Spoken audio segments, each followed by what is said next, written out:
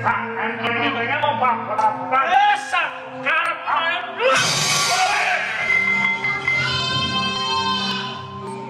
Sing diatur sing bawa kono lho. Nah, Pak.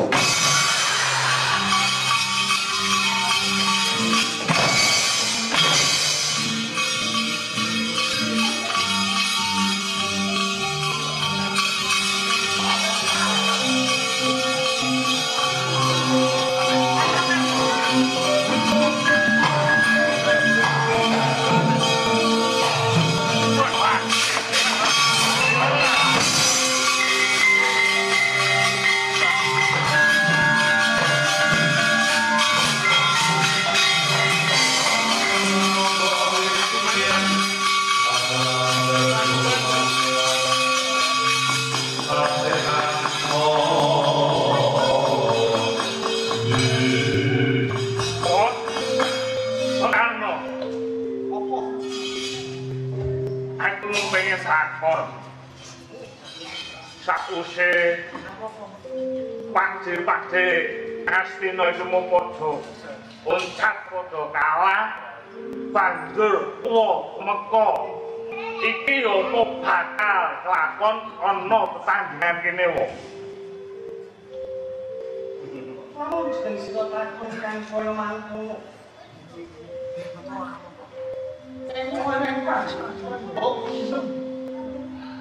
Iki Abimani wis sanggene ndi?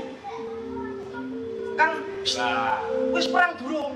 wis sembrono le wancire perang geling pajar iki mau yang sengkune melu perang bedhek-bedheke goleki kowe lho Di Oh, syukur aku ora metu.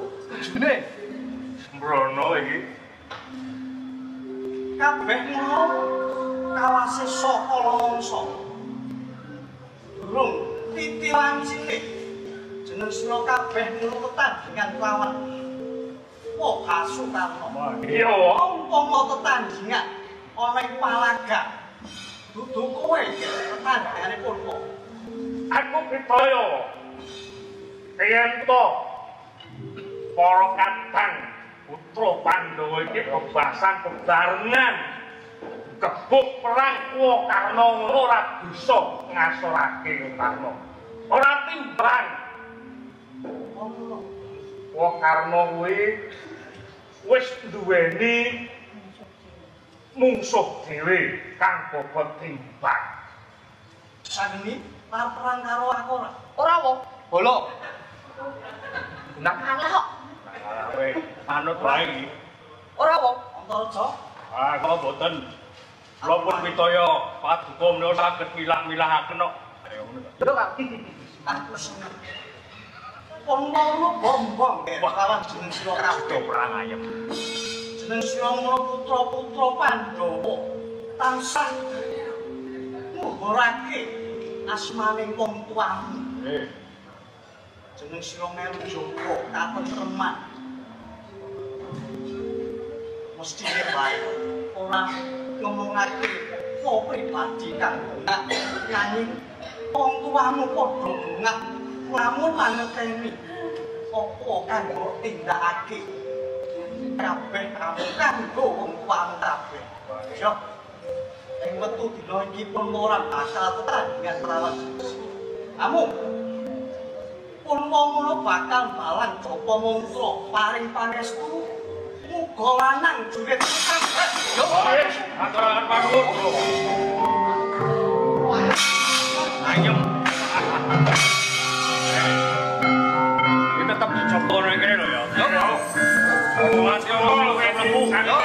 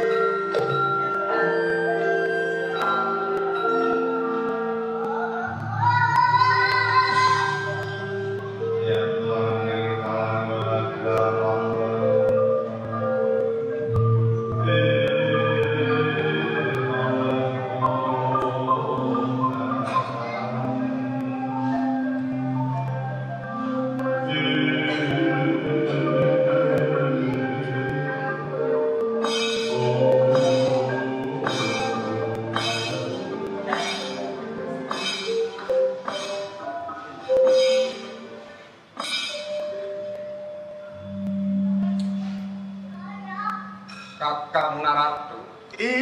Wonten dawuh punapi, Adi Guru? Goreh kang sarta rongeh pakartinipun para durandara. Kados-kados kasempyok ing hawa ingkang genter anglimputi telenging kahyangan Suraya. Punapi wonten dawuh ingkang anempuh dhateng kedaton ulun Kakang Kaneka Putra. Alah. Regencang, Babapong. Warung dayong tegar wong kali jode sapa sing gawe? Adi Guru? Estunipun boten namung kayangan Suralaya kemawon. Nanging kinten kula sedaya kedatonipun para Jawata ngraosaken hawa ingkang sami benter kados mekaten.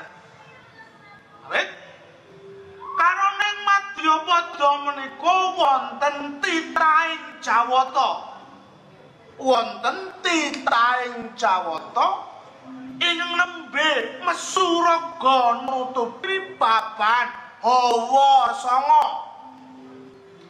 Mapanipun ing Arga Kelasa. Titahing Jawata kala wau boten wonten sanes. Inggihpun putra Paduka Gatotkaca adiku. Awit namastu namasikam sekaring awon Kakang Narado. Nun wonten dawuh napi. Ini ngantos dumadi satunggaling titah Tapa Brata Ansuraga ngantos damel gara-gara ing Suralaya. Mokal menawi boten anggadhahi pamukah sarta panyuwunan tumraping dewa. Lajeng punapi bab ingkang dipun suwun dening pun Gatotkaca Kakang Kaneka